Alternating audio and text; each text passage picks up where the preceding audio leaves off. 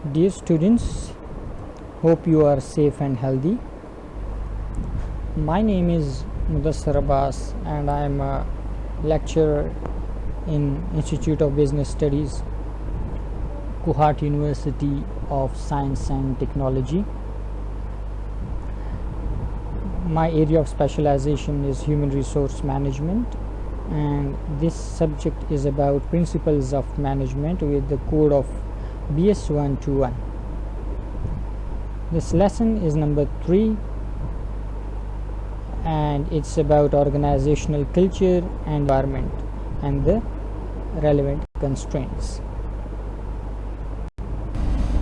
So, in our previous lecture, we studied about organizational culture and what are the different dimensions related to that, and how the personality of the organization is shaped by its culture. Similarly, we also studied how the functions of a manager are affected by the culture. These functions include planning, organizing, leading, and controlling. So it was all about organizational culture. In today's lesson, we are going to study about the organizational environment. So, the organizational environment is divided into, or you can say that the environment of the organization can be split into two parts: the external environment and the internal environment. The term external environment refers to the factors and forces that are present outside the organization and that affect the performance of the company. It includes different components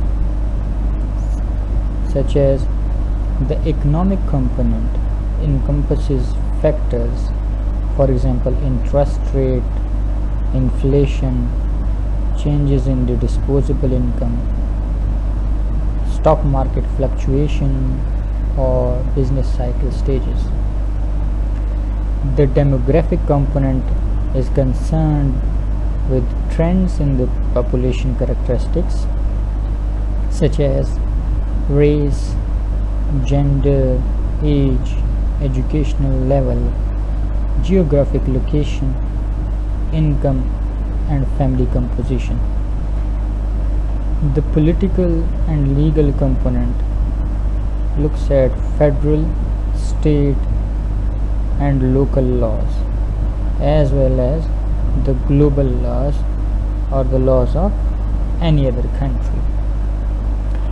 It also includes a country's political conditions and stability.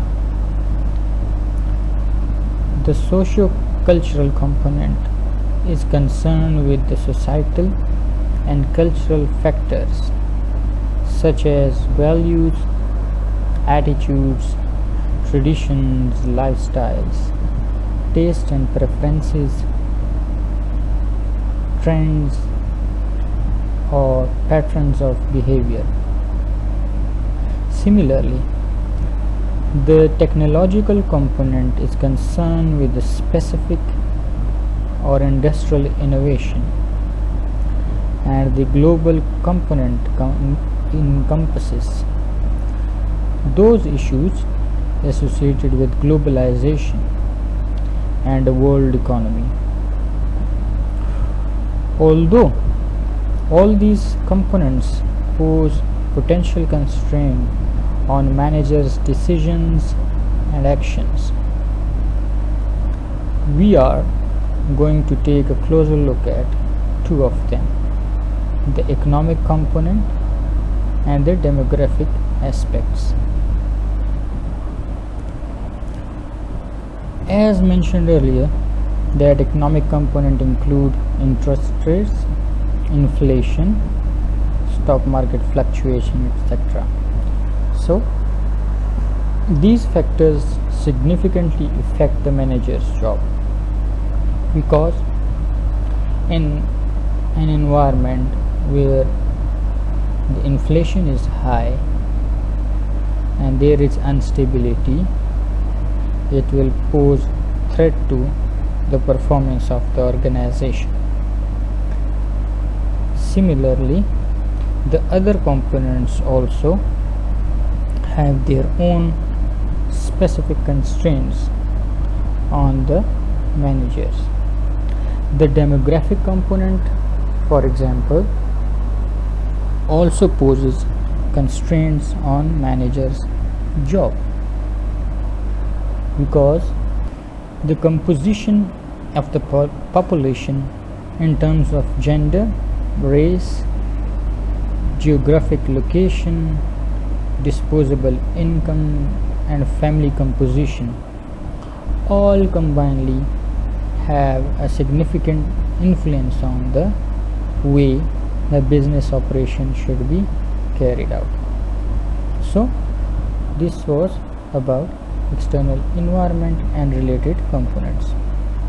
Further, we divide it into specific environment and general environment.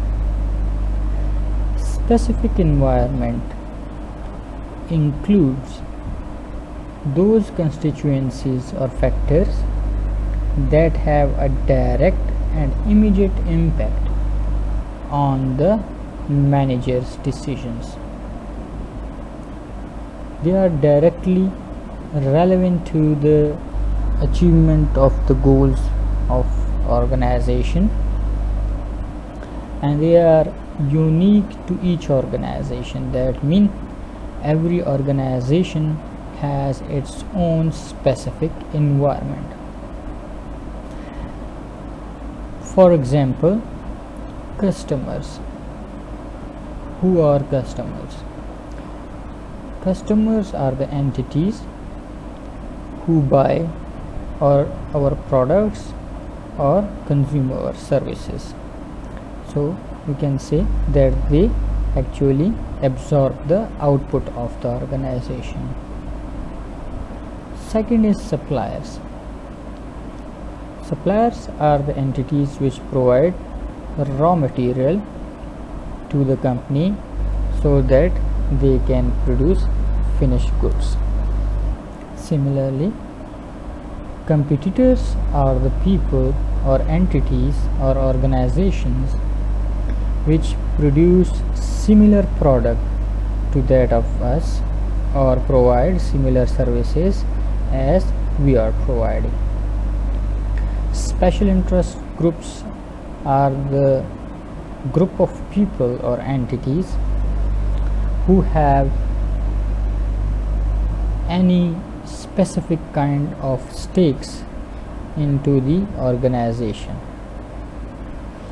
So all these combinedly constitute the organization's specific environment. As we said, that they are unique to each organization. That means that for an organization a set of customers, supplier, competitors, pressure group will be different as compared to the organization B. So A and B, if they are two organizations, both will have a unique set of these specific environmental entities.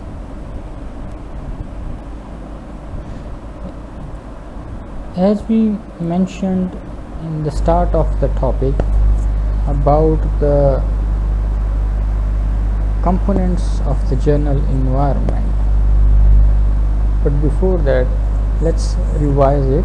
The general environment actually includes all those conditions that may affect the organizations, and as we all earlier said, that it includes economic conditions such as interest rate, changes in the disposable income, and stages of the business life cycle, inflation, etc.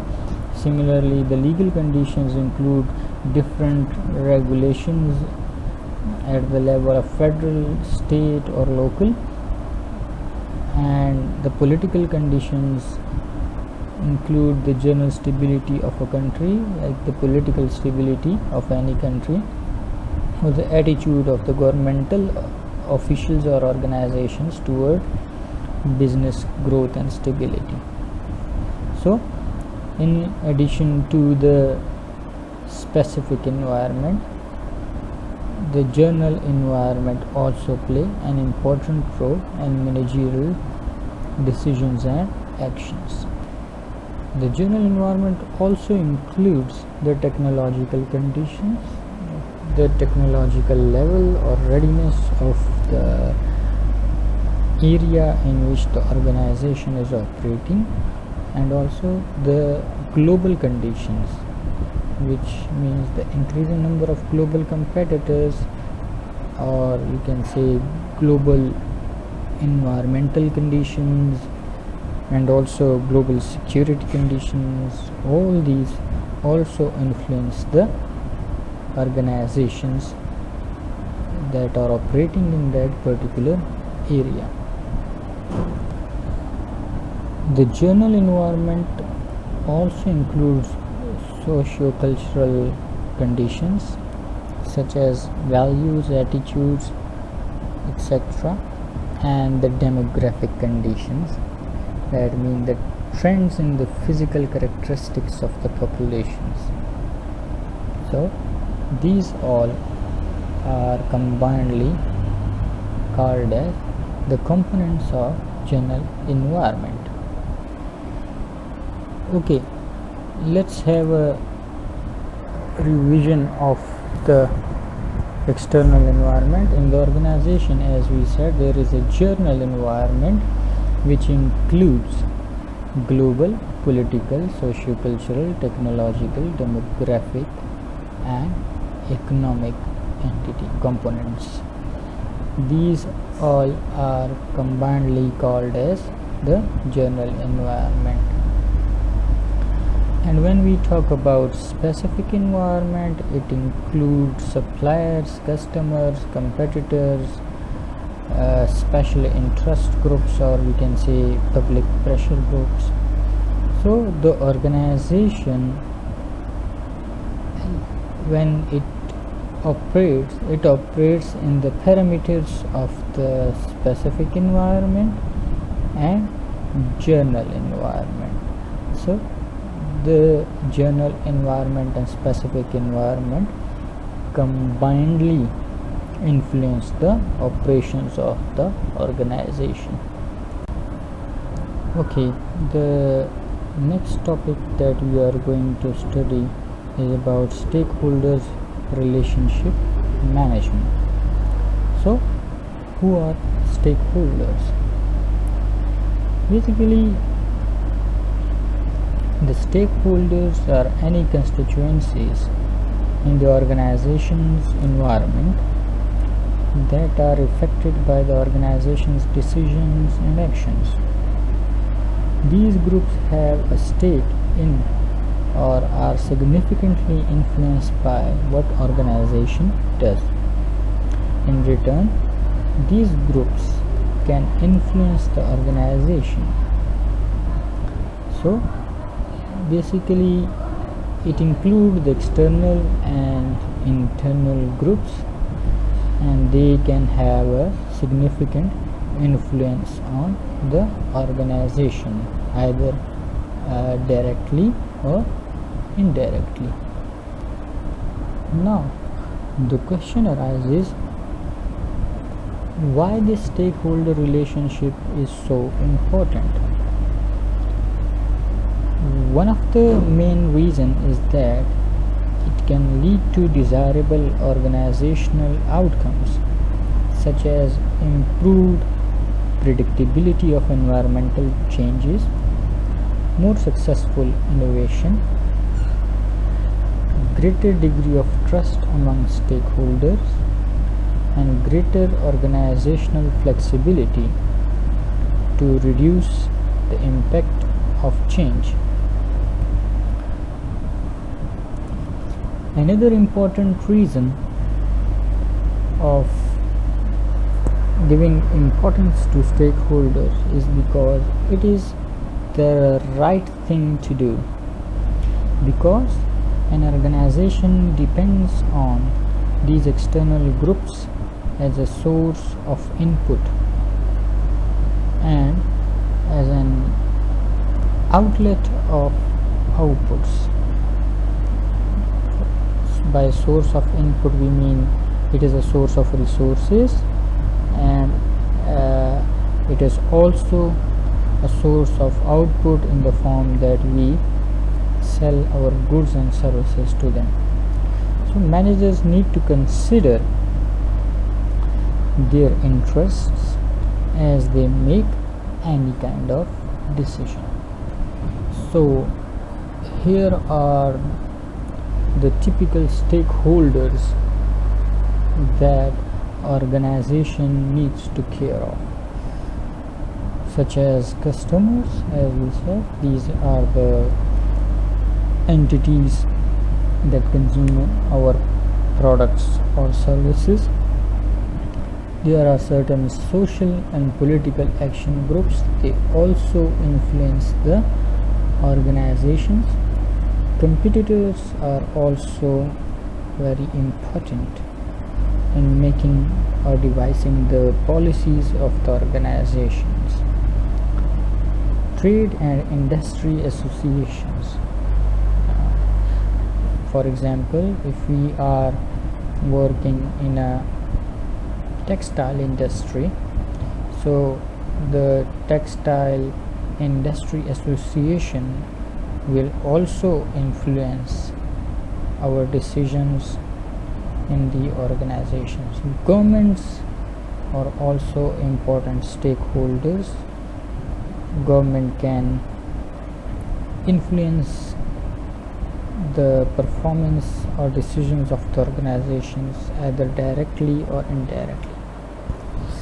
Currently, media has also emerged as one of the important stakeholder. These days media work as a source of publicity, and it can also make negative impacts on the company's image in the general public. Suppliers are also very important because these are the entities which supply raw material. A good relation with the supplier will guarantee continued supply of raw material, which is critical for the operations of the company. The communities or the localities are also very important because they influence the company directly or indirectly. Shareholders are the entities who have purchased the company shares either through IPOs, that means initial public offerings, or from the stock exchange. They also influence the company.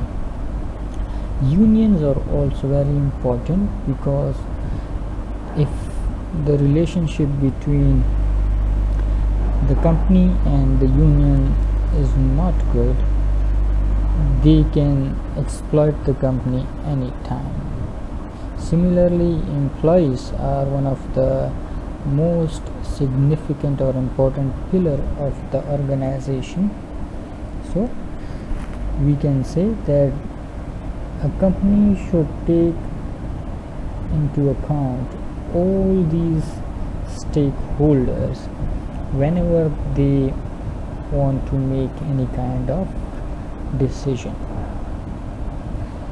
Okay, now how this stakeholder relationship can be managed? There are 4 steps. Number 1 is the identification of stakeholder. So first we have to identify the entities, whether they come under the definition of the stakeholders or not. So first we have to identify whether the particular entity can be our stakeholder or not. Second is determine the real and potential concerns of the stakeholders, because until and unless we don't know what are the concerns of the stakeholder group, we will not be able to address them. Third is determine whether the stakeholder is critical or not. The more critical the stakeholder is, the more urgently its concern should be addressed. And lastly, we determine the specific approach to manage the relationship. That means we should devise the policy of managing the relationship with the stakeholders. So we can say that the approach to a stakeholder group is based on the importance of that group and the degree of environmental uncertainty. So this is the way how we should manage the stakeholders.